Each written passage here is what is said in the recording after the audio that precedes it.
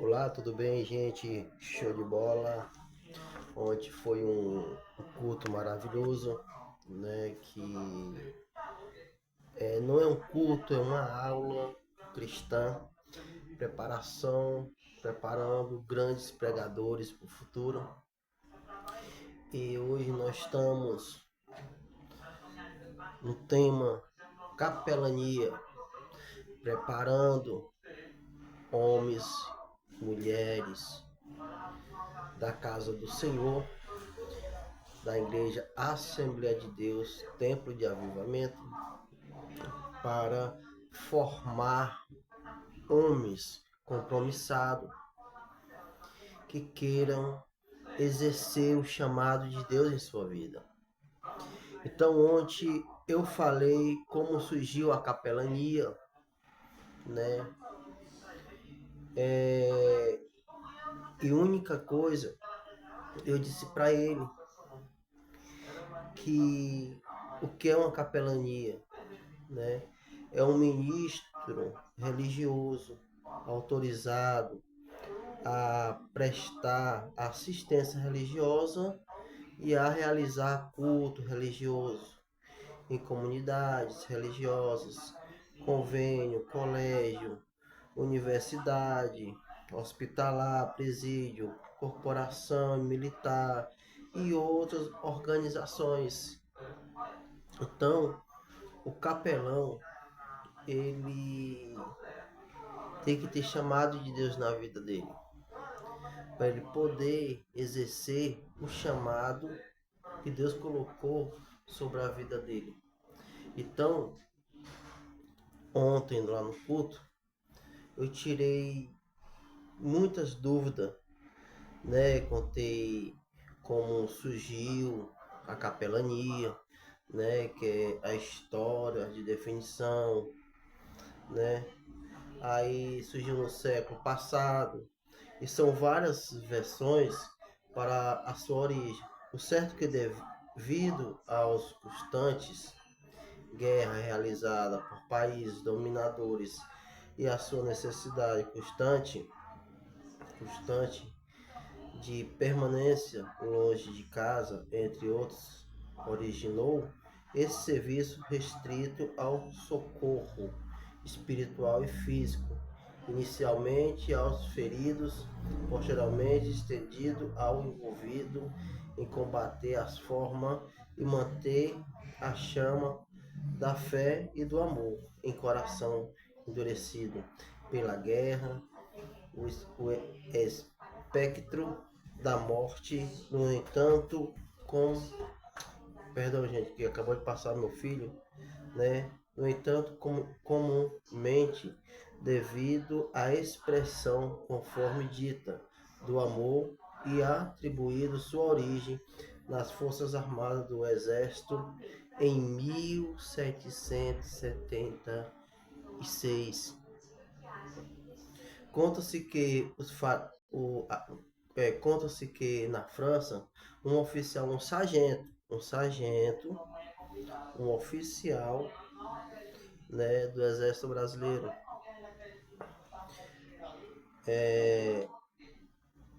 Martinho, ao encontrar um homem, né? Eu contei essa história.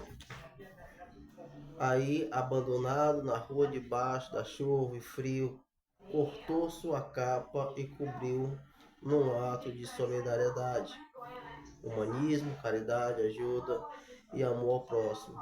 Ao morrer, esta capa foi levada como relíquia para a igreja para ser venerada.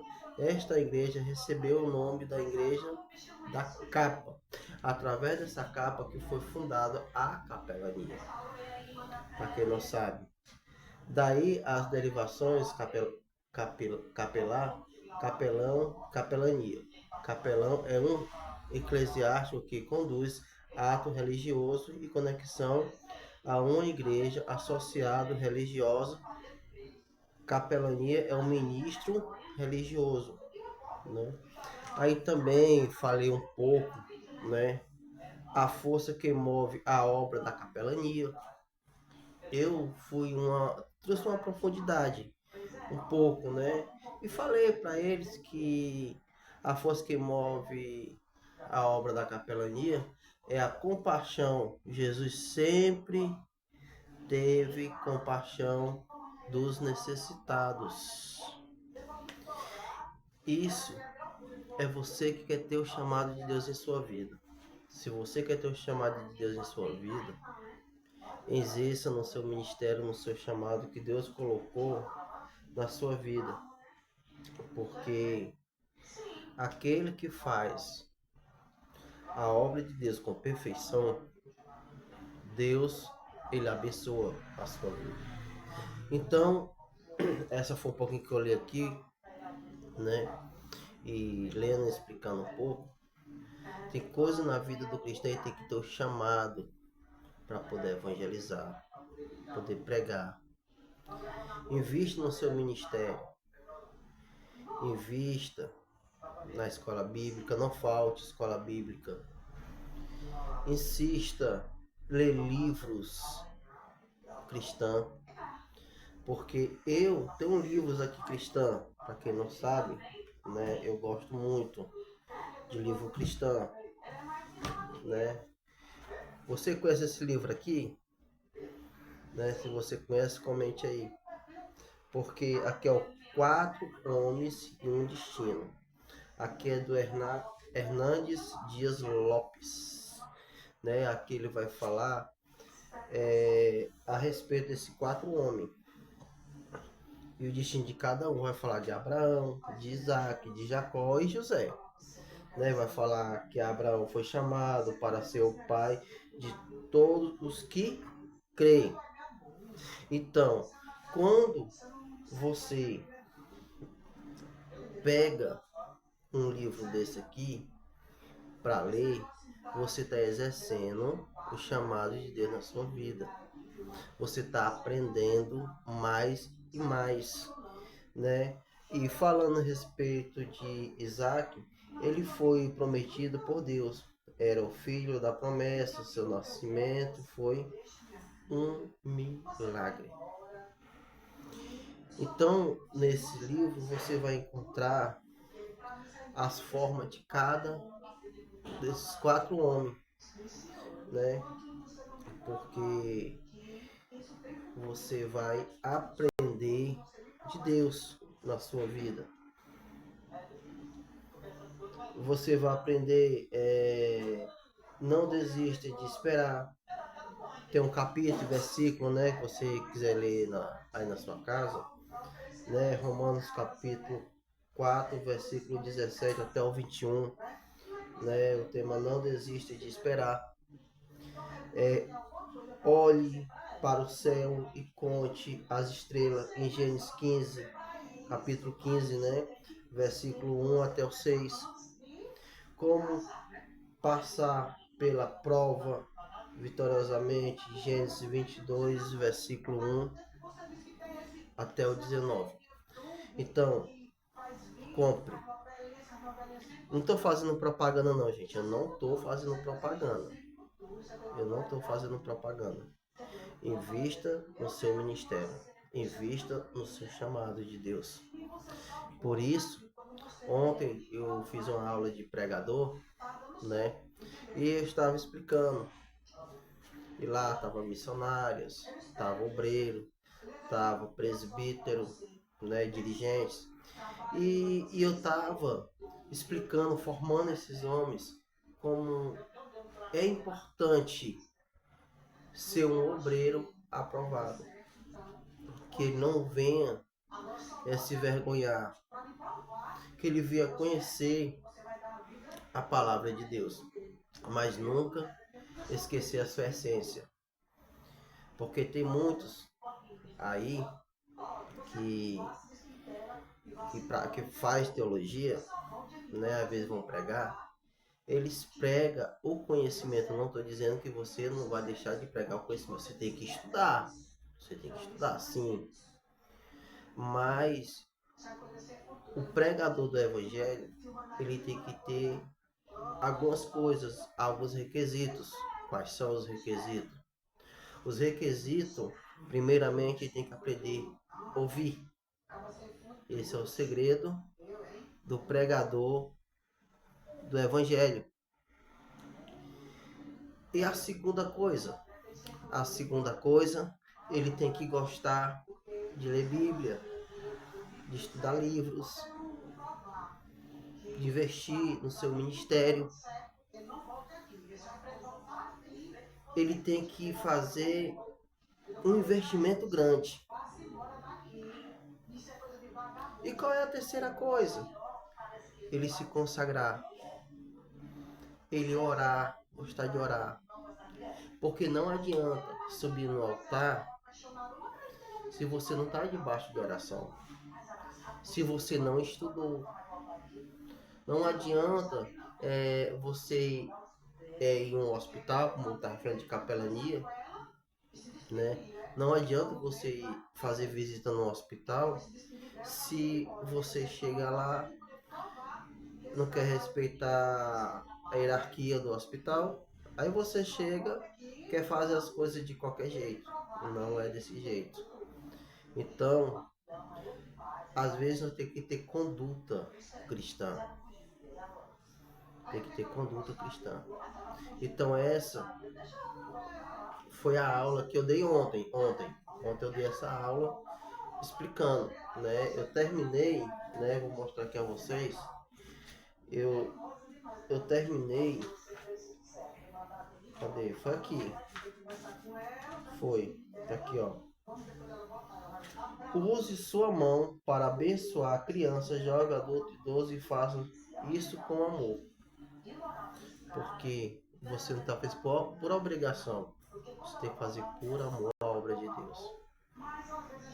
Você tem que investir o seu ministério por amor. Você tem que exercitar o chamado de Deus em sua vida. Aí eu vou depois, na próxima, que essa aula agora, né? A gente faz o que na quinta-feira, essa aula. Aí essa aula que quem vai fazer agora é o outro professor, né? Mas na próxima aula eu vou dar continuidade, né? Eu vou falar um pouco de voluntário, as pessoas que motivam por valores e participações, solidariedade, doar seu tempo, trabalhar e talento de maneira espontânea e não remunerada para uma causa de interesse social, comunidade. Eu vou falar um pouco disso, né? Como a pessoa vai lidar com pessoas, com almas, né, enfermas. Nós vamos também falar de tudo um pouco. Vamos falar onde atua um capelão, né? Nós vamos também falar dos direitos e deveres do capelão. Vamos falar também direito do assistido, né? E vamos falar muitas coisas a respeito disso, né? Vamos tirar a sua dúvida. Quando terminar tudo isso, aí eu tô pensando, não tenho certeza ainda, né? Fazer uma prova, né?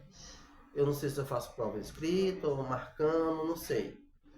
Eu vou ver como é que eu vou fazer, né? Aí, como eu acabei de dizer, né?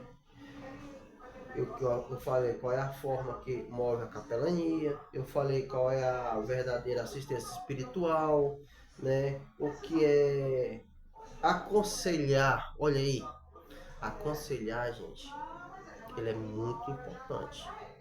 Mas isso você tem que estar dentro do texto e do contexto, que você não venha sair do texto e nem do contexto bíblico, Você tem que saber manusear as escrituras, para que você não venha abater, você venha ser uma bênção.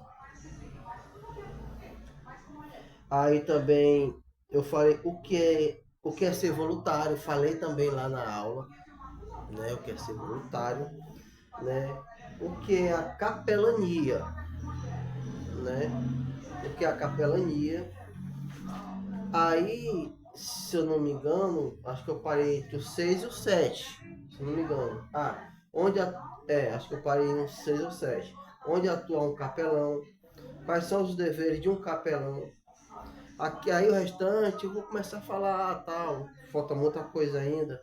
Quais são os direitos de um capelão, quais são os direitos de um assistidor, qual é a lei federal da capelania. Você que não sabe, eu vou lhe mostrar aqui, né?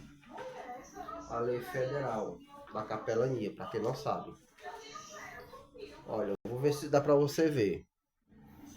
Tá aqui, ó, né?